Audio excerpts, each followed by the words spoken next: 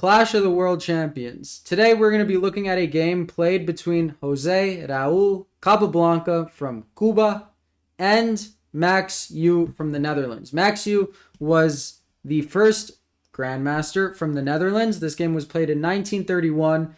Capablanca, the third world champion, is playing Max Euwe, the fifth world champion. Let's see who is going to win. Capablanca opens with d4. Max opens with knight f6. We get an Indian game. Then we get maybe a Queen's Gambit. Okay. Slav accepted.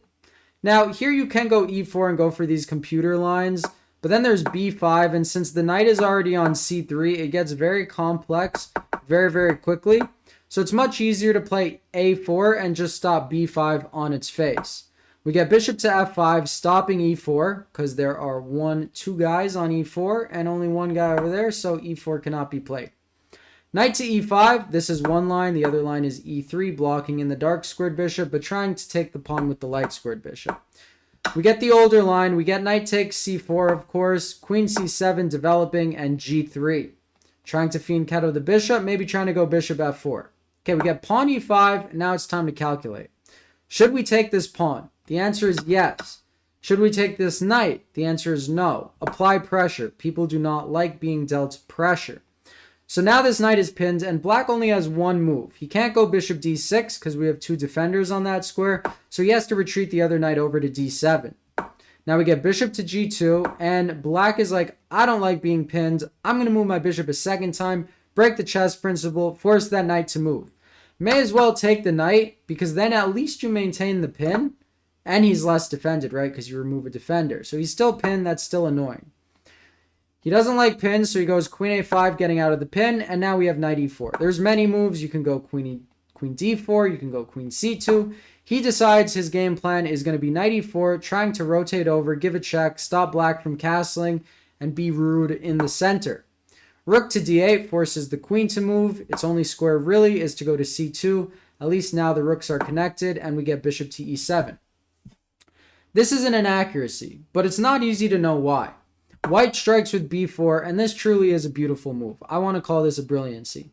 The point is, if queen takes, you deflect the queen from guarding the knight, so he has to take with the bishop. Now queen to b2, aiming in at the knight, two attackers. If the knight moves, then you snag that pawn, and life is good. They don't have bishop c3, because that's there, and then, who knows, maybe you'll even checkmate black.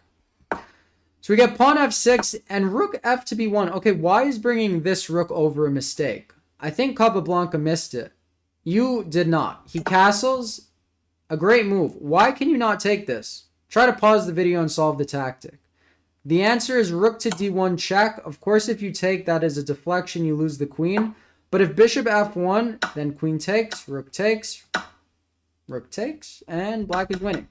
So we do not get that. He caught his mistake here. He took the knight. Black now has the bishop pair, but knight to g5, we have a big tempo.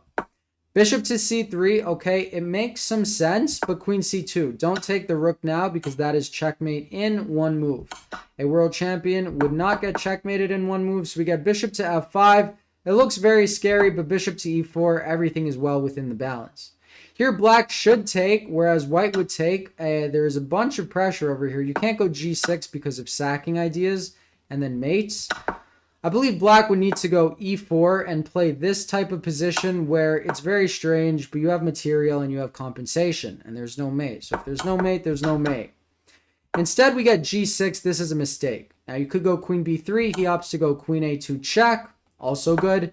The king steps to g7, and we get rook takes b7 check. Now here, Capablanca misses an easy win. Not an easy win, but a more precise win. Of course, he traded into like a technically winning endgame, so who really cares? But rook takes, bishop takes, queen a3 would be beautiful.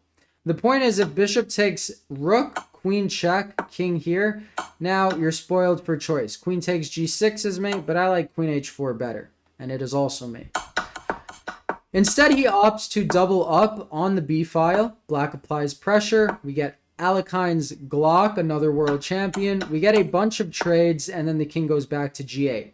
How to continue? Take on c6. Why? Well, if they try to hold on to the a pawn, we'll get a check, and then we'll get a mate.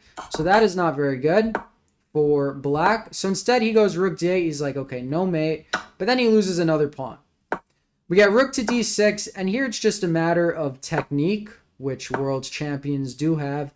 h4, never any back rank problems. He does not hang a rook in one move. He kicks out the bishop and then really restricts the rook here on this d file.